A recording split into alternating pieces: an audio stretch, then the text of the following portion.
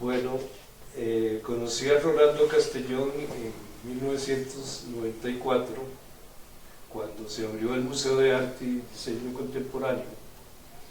Yo tenía una reunión con Virginia Pérez Ratón y en ese momento ella me presentó un señor que estaba ahí sentado en la entrada del museo, que era Rolando. A partir de ahí entablamos amistad, pero sobre todo trabajo, una relación de trabajo muy profesional, de la cual he aprendido mucho en todos estos años que llevamos haciendo arte.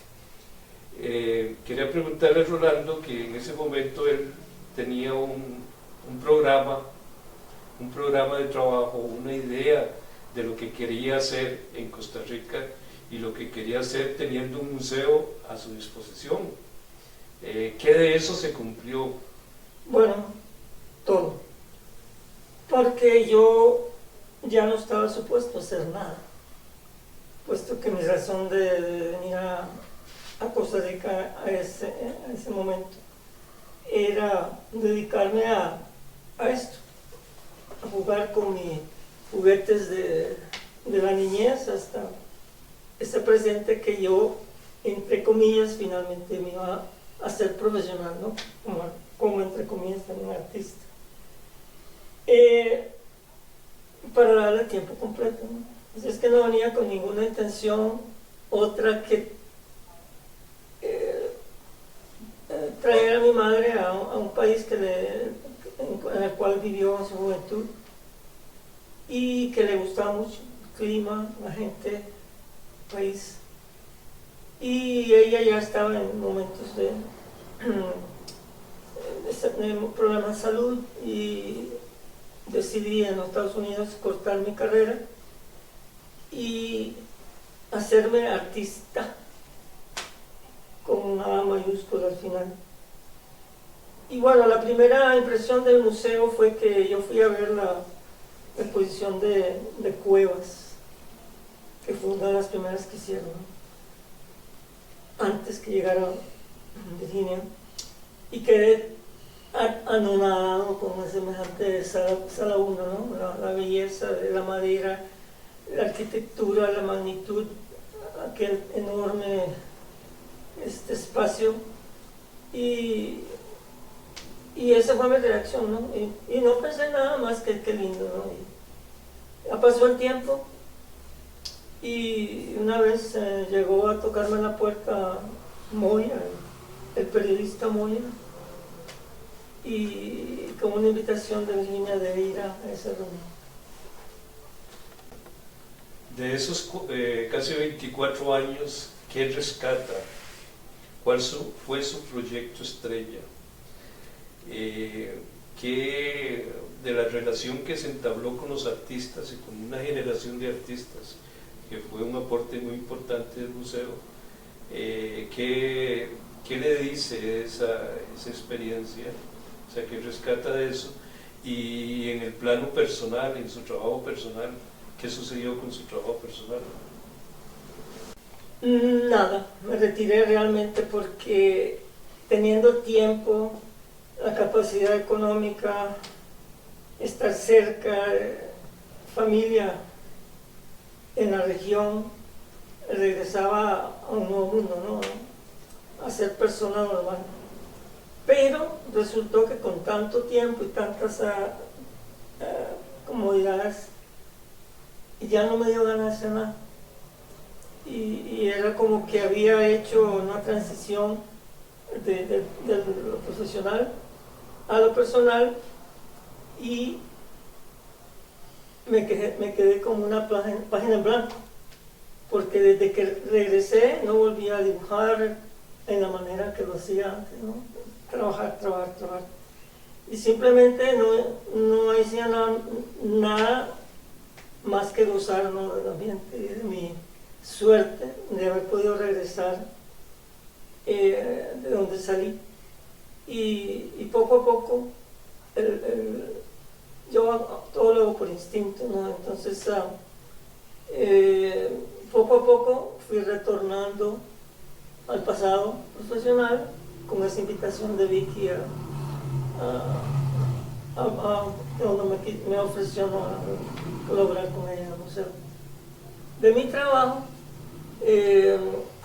es esporádico realmente, y ahora lo que hago, si me invitan, yo no llevo nada, algunos pequeños hojas de papel con trabajo, y todo lo que hago es en sitio por la cuestión de los murales, ¿no? Entonces yo trabajo cuando me invitan, y de vez en cuando, como el dibujito que te enseñé ayer, es uno de los pocos que me he sentado a hacer algo, ¿no? Pero es muy rápido, yo trabajo muy rápido. Así es que todo igual, no, mi vida no cambió, simplemente que ya el arte como que estoy lleno, ¿no? Y sigo trabajando alrededor, que es un privilegio, ¿verdad? Que toda mi vida ha circulado alrededor de la creatividad y la administración de arte. Le preguntaba de qué proyecto fue el de mayor impacto para usted y que le permitió crecer profesionalmente como curador. ¿Fue Mesótica 2 ese principal proyecto? Y también quería que me hablara acerca de los artistas que de alguna manera el museo catapultó en el escenario internacional. Bueno, yo desde los años 50 yo he tenido he estado conectado, ¿no? Con artistas y gente de museo. Entonces yo conocía el ambiente perfectamente, por eso, ¿no? Que yo venía muy a menudo. Y tenía muchísimos amigos artistas, ¿no? De manera que al llegar yo con la idea de retirarme de la curaduría, a dedicarme a mi trabajo, lo que significaba retirarme, ¿no? a mi casa, poco a poco, al no hacer nada como artista, pues fui poco a poco regresando. Y las ideas siempre han estado ahí, porque en un museo uno trabaja 3 años en adelante, y hay muchas exposiciones que nunca las hice, entonces tenía materialmente. Una de las más simpáticas fue la primera, más interesante para mí como curador, porque yo le tengo mucho amor al tema del arte callejero, ¿no? Al graffiti, al dibujo del niño, a lo que es natural del ser humano, ¿no? Todos empezamos como artistas. Y la casualidad más linda es que un día yo en la oficina ya instalado, me llega una de las secretarias a decir que estaba un señor tal y tal que quería hablar conmigo, y era la persona que me hacía el trabajo de carpintería en mi casa, que me componía cosas, ¿no? El hijo de él era el más famoso de los grafitistas de San Francisco, y a mí me sorprendió, ¿verdad? Porque yo sabía que él era costarricense, ¿verdad? Pero vivía allá y de repente ya está aquí. Es que tengo unos tablones de mi hijo que quería saber si el museo quiere comprarlos, ¿no? Y entonces yo, evitando la idea del dinero, le digo, qué casualidad que estoy haciendo una exposición de graffiti. Así es que llega en el momento preciso, en otras palabras, la invitación de Vicky, la presencia de este señor y yo, me regresa así de patadas, ¿verdad?, a la profesión. Inmediatamente le digo, pues no, lo del dinero, lo de compra no es posible, digo, porque realmente el museo está empezando, ¿no? Pero me encantaría incluir a su hijo en mi exposición. Y así fue, el chiquillo vino, ¿te acordás que él hizo aquella cosa de los discos? Hizo un performance, que hacen los discos así y la aguja sigue pegada al disco, ¿no? Y eso él hizo un performance, porque vino. Y esa exposición fue tan auténtica, tan fluida. Ella había traído a un holandés que vivía en Nueva York, trabajaba en las calles.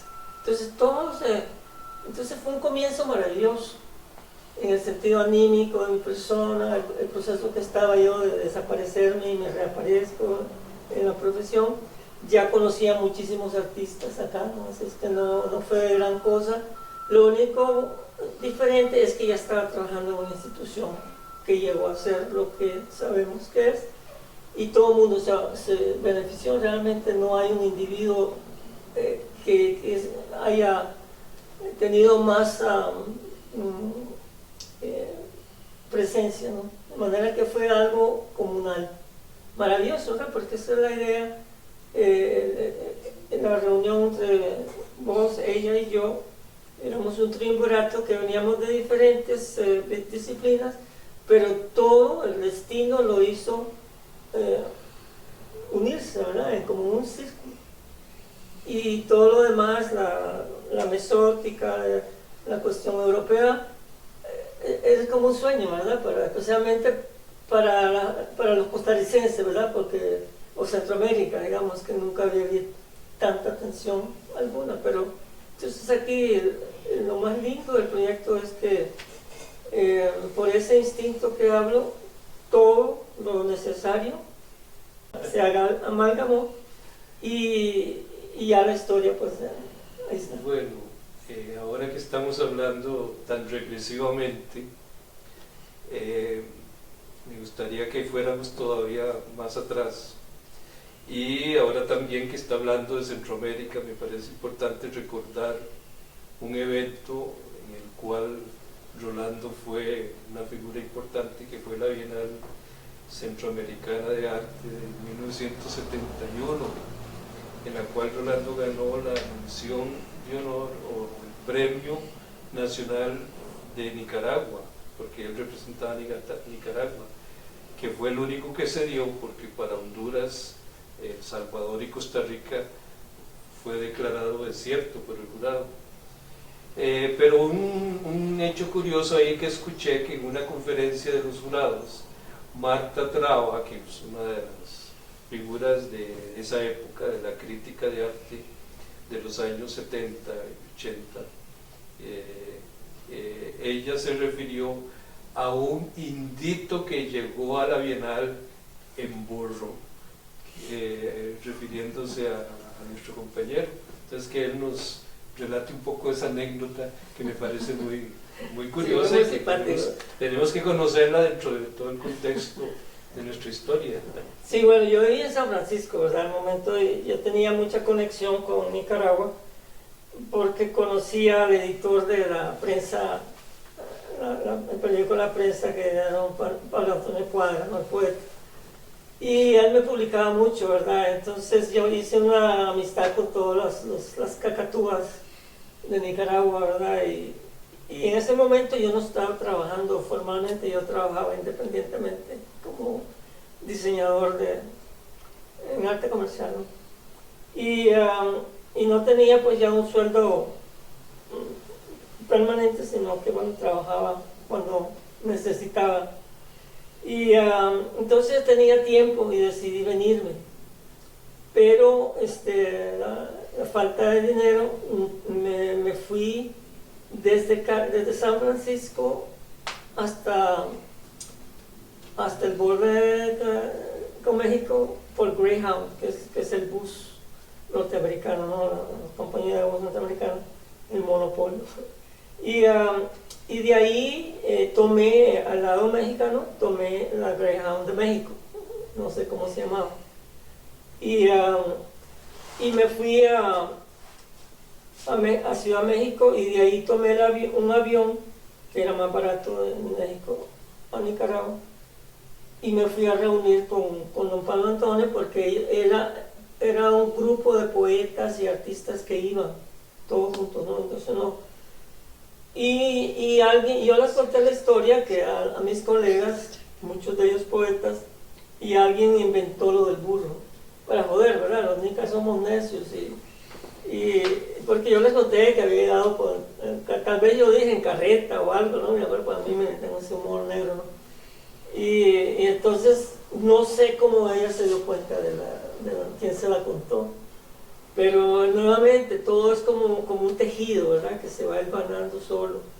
Y esto salió en una revista en Francia, que yo la tuve en mis manos, pero no, en algún momento determinado yo hacía cosas raras, como yo nunca yo dibujo, trabajo, y a veces lo destruyo, ¿no? Y lo boto por no sé qué. Entonces esa revista se perdió porque por alguna razón la destruí, no me acuerdo. Bueno, y hablando de cosas que se pierden, el dibujo con el que ganó ese premio, Rolando, al igual que el gran premio que se lo dieron al guatemalteco Luis Díaz, el gran premio La Bienal, se perdieron. En una itinerancia, no se sabe en qué punto del recorrido que tuvo la exposición después de la Bienal acá en San José, que se perdió, lo desaparecieron o se lo robaron, no se sabe. Creo que una experiencia del género en estos tiempos hubiera sido algo de implicaciones diplomáticas. Es que no había tanta trascendencia para el arte en esos momentos, que no trascendió más que eso, que se dijera, simplemente se perdió. Bueno, es interesante porque La Nación, que es el único periódico que realmente hace algo por el arte, ¿no? Seriamente, que me cuenta que por primera vez en la historia La Nación había tenido un editorial acerca del arte, pero era el amarillismo del pleito entre Rafa y Cuevas, más que la Bienal misma, ¿no? Porque sí, se habló de la Bienal, de los detalles y todo eso, pero por primera vez un editorial de La Nación fue acerca del arte contemporáneo en Costa Rica, ¿no? De Centroamérica. De manera que en ese momento el problema de Rafa, que hasta en México salió en un periódico, que artista costarricense le pega, bueno, ya los periodistas le agregan, pero eso fue una anécdota simpática también. Y sí, las dos obras se desaparecieron. Yo sé dónde está la mía, pero lo descubrí de una manera nuevamente mágica, ¿no? Porque yo estaba viendo una entrevista de la persona que lo tiene en su casa y de repente me doy cuenta que detrás de su cabeza estaba mi pieza. Y entonces la obra de Luis Díaz sí desapareció, no se sabe. Y era una pieza grande, ¿verdad? Así que tiene que haber sido alguien que tuvo contexto de mover las tres piezas, porque eran 3 piezas de tamaño y era como un mural. De manera que ahí hubo algo institucional, en ambos casos fue cuestión institucional. Y yo, es un tema que a mí me apasiona porque yo fui invitado por la cátedra de Amiguetti en la Universidad de Costa Rica para dar una conferencia y yo escogí ese tema, hablar de las obras perdidas de la primera Bienal. Y bueno, es un tema que yo le recuerdo a todo mundo que tiene poder en el gobierno, en el Ministerio de Cultura, que sigan buscando. Yo sé dónde está la mía, pero no quiero decir nada hasta que encuentren la otra, porque sería una cosa interesante. No, ya van 30 años, ¿no? Desde el 70, más. De manera que el misterio está ahí. Y yo tengo todo el material que usé para la conferencia y ahora está en manos de Edgar León, porque él es como investigador y profesor de arte, pues debiera de tenerlo para el futuro, ¿verdad? Cuando se encuentre la obra perdida. Bueno, son casi 50 años. Casi. Quería comentar de que el libro Travesía por un estrecho que Teorética le publicó en homenaje después del fallecimiento de Virginia Pérez, contado por la misma Virginia. Hay un relato de ese evento e incluso concluye con ese pleito, ese encuentro entre Cuevas, el artista mexicano, y Rafa Fernández, que según dice Virginia llegó hasta las manos, o sea que se dieron de manos. Así es que... Pero eso no es cierto, no llegó a más. Simplemente Rafa, que tenía un carácter o tiene un carácter fuerte, lo vociferó. Yo no estaba, porque yo más bien me desaparecía, no me gusta estar bajo las luces como esta, ¿verdad? Y entonces yo no estaba en el momento, pero yo sé que no llegó a golpes.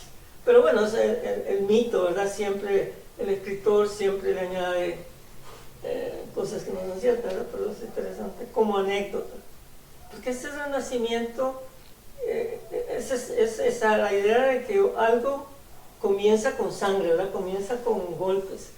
Y a mí me sucedió anteriormente con la Galería de la Raza en San Francisco, porque la primera reunión que tuvimos para discutir si tomábamos un edificio para esa galería, el lugar donde teníamos la reunión estaba cerrado a las 4 de la tarde, algo así, y pasamos como casi una hora sin que nos abrieran, ¿no? De repente sale el cuidador, que estaba dormido simplemente, y un artista guatemalteco que mencioné que tocaba la guitarra, se llama De Colores, lo increpó y se agarraron, eso sí se agarraron, y este muchacho guatemalteco tomaba mucho y sangraba fácil, y le cortó la nariz aquí, era un cubano, le cortó la nariz y la galería empezó con sangre, y eso sí es algo, yo estaba ahí. Pero todo esto es parte de una historia con drama, con éxitos, con cosas negativas, el invento de la fatal. Seguimos en ese aspecto de la vida, ¿no? Que no hay que bajar los brazos, dicen aquí.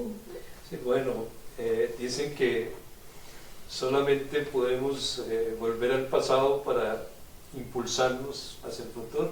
O sea que ya dimos un merodeo por allá por los años 70, hablamos de la creación del museo, de algunos proyectos, pero ¿qué hay del futuro para Rolando Castellón? ¿Qué proyectos tiene ahorita que lo están desvelando? Bueno, sé que en estos días se va de nuevo a Portugal y que ya ha hecho cosas también, pero dentro de su trabajo profesional, ¿qué podemos esperar? No, yo le digo a todo el mundo que yo no tengo futuro, yo ya tuve mi futuro. Ahora estoy gozando de mi pasado en este presente. Porque eso de los viajes a Portugal, bueno, es otra vida, ya llevo 10 años. De manera que mi vida ha sido una constante desde el momento que di el grito cuando nací, ¿no? Que vemos a este mundo donde llegamos, ¿no? Entonces ha sido como el desarrollo de una historia que todos tenemos esa historia, ¿no? De manera que mi futuro es mi presente, porque vivo al día a día. Yo no me peleo con el destino, porque yo sé que estoy totalmente knockout en el primer round, no, antes de empezar el primer round. Entonces, ¿para qué preocuparse por destino, futuro? Simplemente aprovechar el momento y no perder tiempo, que era mi gran recomendación para los muchachos jóvenes cuando yo vine al principio, que siempre los encontraba en la calle, paseando, ¿no? Iban de un lugar, yo les decía así, porque soy necio, ¿verdad? En ese sentido, vagando otra vez, no, vaya a trabajar, antes de que yo iba a estar en el museo, ¿no? Nuevamente paseando, ¿verdad? Vayan a trabajar. Y bueno, todos eran muy consistentes en ese sentido, ¿no? Y yo aprecio mucho la juventud de ese momento, porque han sido consistentes en la precariedad de ser artista. Lo han hecho muy bien todos ustedes, ¿no? Porque han hecho tantas cosas al mismo tiempo como vos, ¿no? Que soy escritor, soy editor, sos artista, pintor, profesor de diseño y tantas otras cosas. Pero en el fondo no soy nada. Bueno, sí, eso, lo estábamos hablando de eso el otro día. Los gringos tienen ese dicho que es Jack of all trades, pero not master of any, ¿verdad? Que quiere decir una persona que lo hace todo, pero no todo lo hace bien. Pero ese es el pleito con la vida, ¿no? Trascender, y claro, nunca lo vas a lograr, pero trascender es nuestro trabajo, no achicarse, no enfrentarlo, bueno, no hay manera. Bueno, otro aspecto que me gustaría escucharlo, porque también es muy importante, la labor de Rolando como documentador. Rolando es un documentador, además del artista, del dibujante habilidoso, del visionario, del observador. Es un importante documentador. Desde hace años que había creado una revista que se llama Cenizas y libritos documentando proyectos de fotografía, de montones de cosas, de sus observaciones de la naturaleza, pero digamos, yo lo considero fundamental. Es lo que quiero que me hable sobre la responsabilidad suya como documentador. ¿Para qué documentar o para qué es que documentamos nosotros? Bueno, el ser humano por naturaleza es recolector. Para vivir teníamos que recolectar, entonces es algo muy natural, ¿verdad?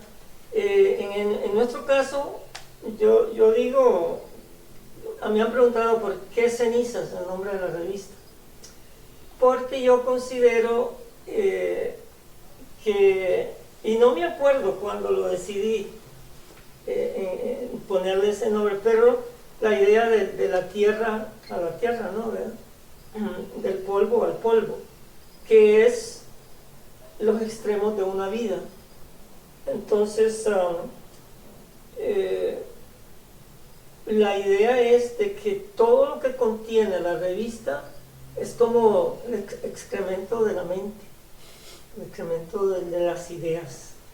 Entonces, y todo pasa por un proceso por ejemplo, la alimentación tiene que pasar por un proceso con los ácidos y todo eso para...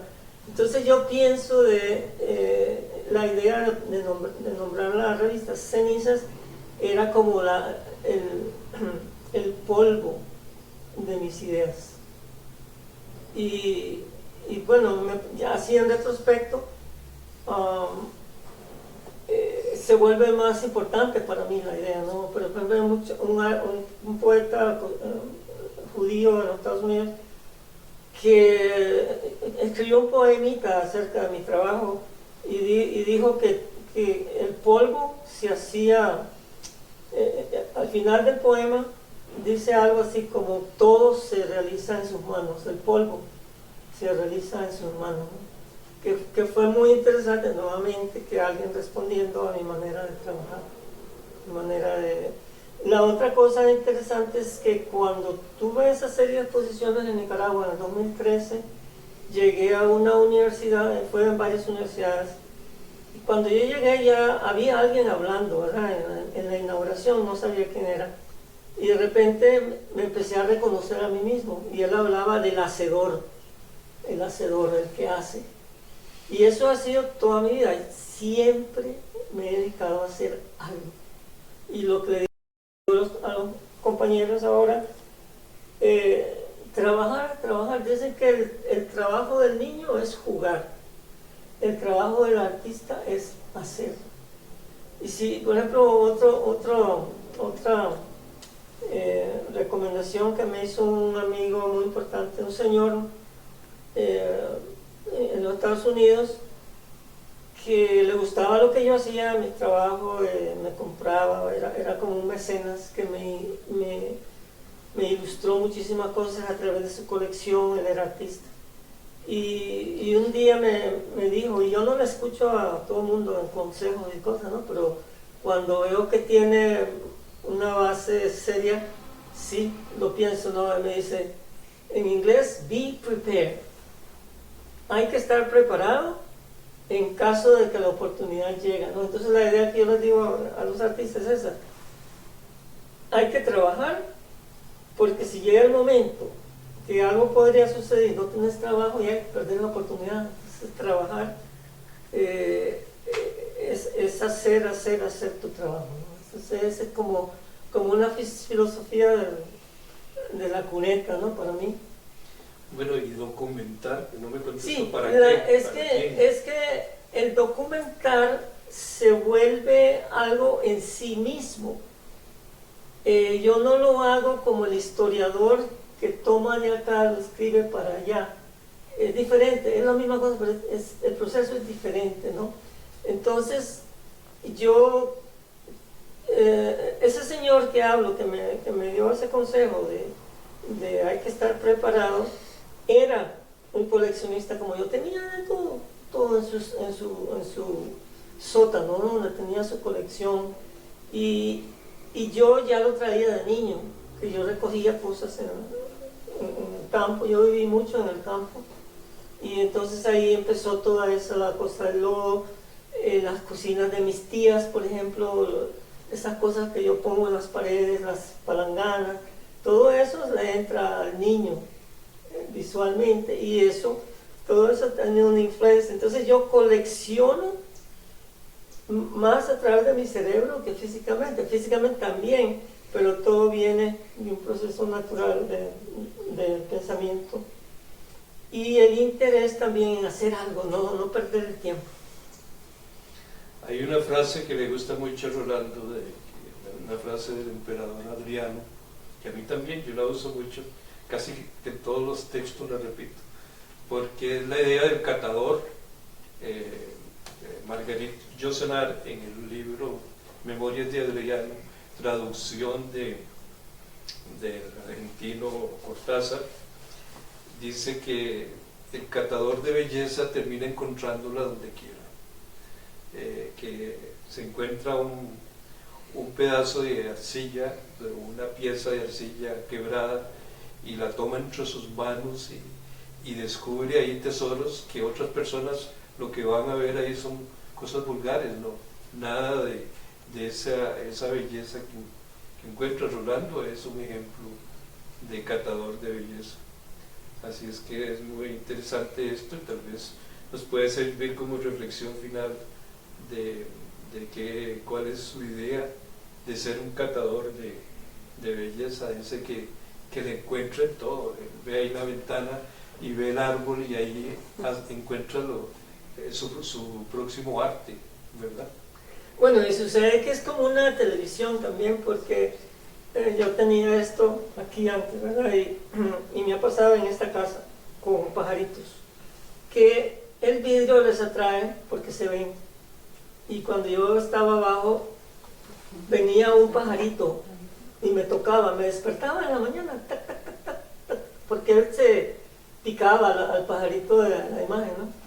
Y aquí sucede, este es como un escenario, porque vienen muchos pájaros, y como no tengo cortina, estoy viendo actividades ahí. Entonces la idea de la curiosidad es lo que la curiosidad traduce la idea del catador, ¿no? Porque mucha gente te pregunta ¿qué es un catador? De manera que uno lo hace virtualmente también, simplemente el acto de que unos pajaritos vienen. Hay uno que viene aquí a esta ventana y me toca también, y yo estoy aquí, ¿no? Y yo les hablo. Pero ayer, por ejemplo, estuve en la garita, desde arriba del segundo piso yo vi algo que se movía ahí abajo, y enfoqué y vi que era otro drama de los insectos, de los animalitos pequeños. Las cucarachas y los ronrones, si se van de espalda, no se pueden levantar. Hacen así y es imposible, ¿verdad? Tienen muchos elementos para darse vuelta, pero hay unos que fallecen. Y yo lo estoy viendo, y hay muchos alrededor de mi casa, de mi taller. Y entonces me fui inmediatamente para abajo y encontré que uno estaba muerto. Ya no se pudo, el otro todavía estaba vivo. Entonces hice una pequeña historia corta en mi mente, y me los llevé y lo puse en el marco que está bajo el árbol grandote que yo tengo.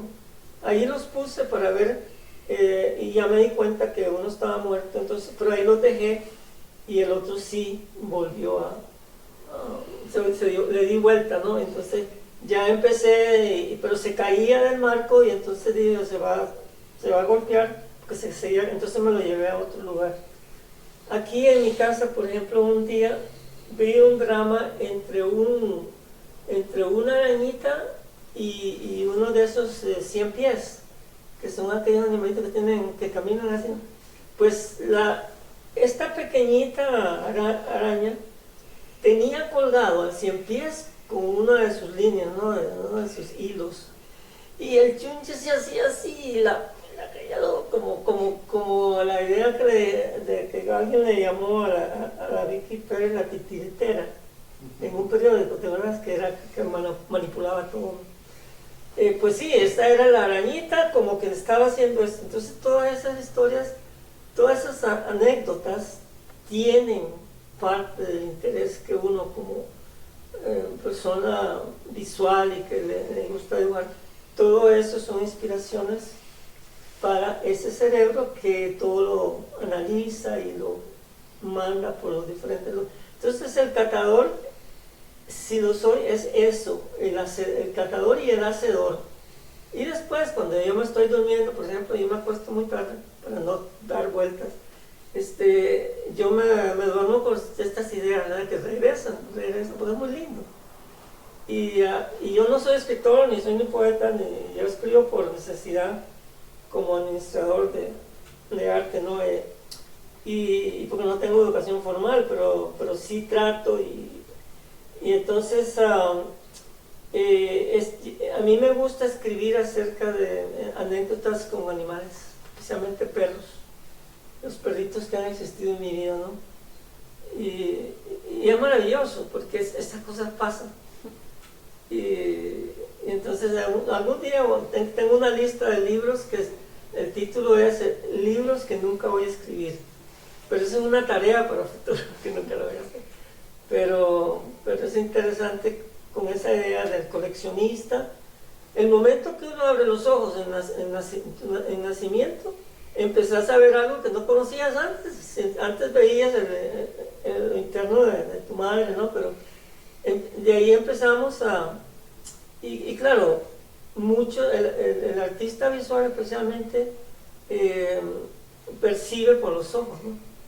Y entonces cualquier cosa al abrir los ojos es una historia. Entonces el catador viene de la curiosidad del ser humano. Y algunos lo aprovechamos, la mayoría no. Y yo soy uno de esos dichosos que sí. Y puedo decir que no estaría sentado aquí si no fuera por eso. Ustedes intelectuales me estén haciendo preguntas a mí al burro.